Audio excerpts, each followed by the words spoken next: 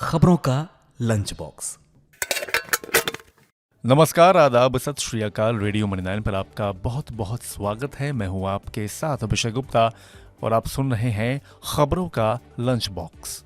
बायजूस के कर्मचारियों को क्या मिलने लगी सैलरी? कितनी बढ़ गई पेट्रोल डीजल एलपीजी की मांग? आरबीआई ने किस बैंक पर लिया एक्शन? बताएंगे आपको। और इसके अलावा भी होंगी बिजनेस और पर्सनल फाइनेंस से जुड़ी कई और बड़ी खबरें। तो चलिए फटाफट खोलते हैं खबरों का लंच बॉक्स। तो लंच बॉक्स के पहले डब्बे में पेट्रोल डीजल एलपीजी से जुड़ी खबर है। भारत में पेट्रोल डीजल की खपत में गिरावट दिख रही है, लेकिन इसकी मांग में बढ़ोतरी जारी है। मार्च में सालाना आधार पर ईंधन की खपत में 0.6% की गिरावट दर्ज की गई है, जबकि वित्त वर्ष 2024 में फ्यूल की मांग में करीब 5% की बढ़ोतरी हुई है। इसकी मुख्य वजह पेट्रोल डीजल और नेफ्था की बिक्री में बढ़ोतरी है।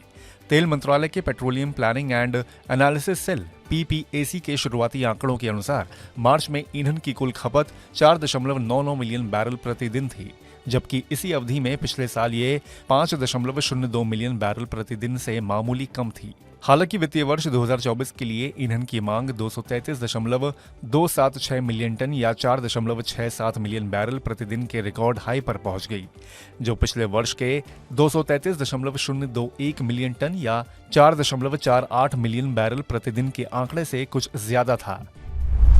खोलते हैं लंच बॉक्स का अगला डब्बा। कैश क्राइसिस में फंसी एडटेक कंपनी बायजू इस साल जनवरी में अपने कर्मचारियों को सैलरी समय से नहीं दे पा रही है, पर अब दावा किया जा रहा है कि कंपनी ने अपने कर्मचारियों को वेतन देना शुरू कर दिया है। ये सैलरी धीरे धीरे करके 18 अप्रैल तक बांटी जाएगी। बायजू मैनेजमेंट ने अपने कर्मचारियों को बताया कि उन्होंने कैश का इंतजाम कर दिया है। मार्च महीने की सैलरी सभी को 18 अप्रैल तक मिल जाएगी। मैनेजमेंट ने कहा कि तमाम कोशिशों के बावजूद हम अभी तक राइट्स इशू से आए पैसे हासिल नहीं कर पाए हैं। इसमें हमारे 4 विदेशी निवेशक अड़ंगा डाल रहे हैं। अब लंच बॉक्स के अगले डब्बे में रियल एस्टेट से जुड़ी खबर है। देश का रियल एस्टेट सेक्टर सबसे ज्यादा रोजगार देने वाले सेक्टर्स में शामिल हो गया है। 2023 के कैलेंडर ईयर खत्म होने पर रियल एस्टेट सेक्टर में मिलने वाली रोजगार की संख्या बढ़कर 7 करोड़ 10 लाख हो गई है, जो 10 साल पहले 2023 में 4 करोड़ थी।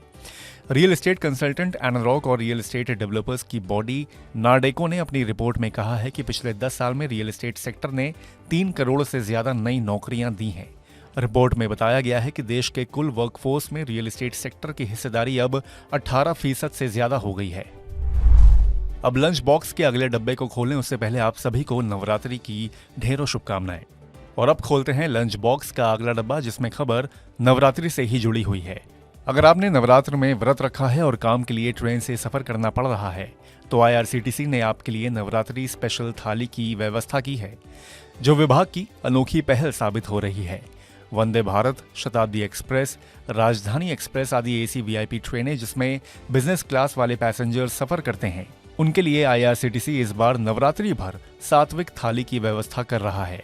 अगर आप इन ट्रेनों में सफर कर रहे हैं तो आप ई केटरिंग के जरिए अपने लिए व्रत के या उससे जुड़े खाने की मांग कर सकते हैं। इसके लिए पैसेंजर्स को ऑनलाइन ऑर्डर करना होगा और सात्विक थाली उनकी सीट पर मुहैया हो जाएगी।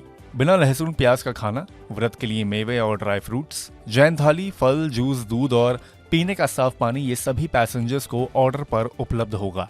आईआरसीटीसी के सीआरएम अजीत सिंह ने इस जानकारी को साझा किया और बताया कि इसे नवरात्रि में व्रत रखने वाले सभी यात्रियों को व्रत में दिक्कत नहीं होगी और सफर सुगम रहेगा।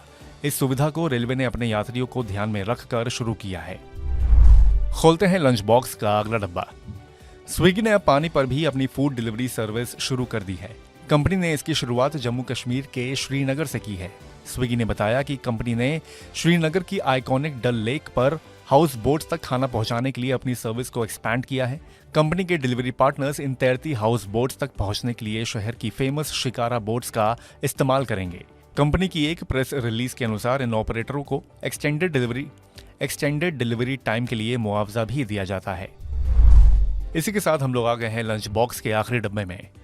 आरबीआई ने महाराष्ट्र के शिवपुर मर्चेंट्स कोऑपरेटिव बैंक की बिगड़ती फाइनेंशियल सिचुएशन को देखते हुए खातों से विड्रॉल के साथ साथ कई सर्विसेज पर अंकुश लगा दिया है।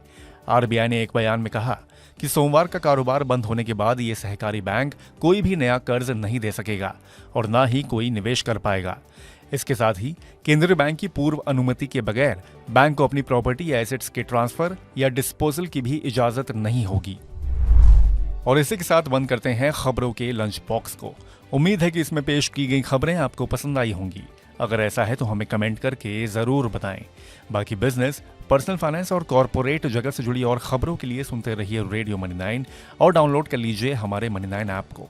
हमेशा की तरह मैं हूं आपके साथ अभिषेक गुप्ता। अभी लेता हूं विदा। धन्यवाद। खबरों का लंच बॉक्स।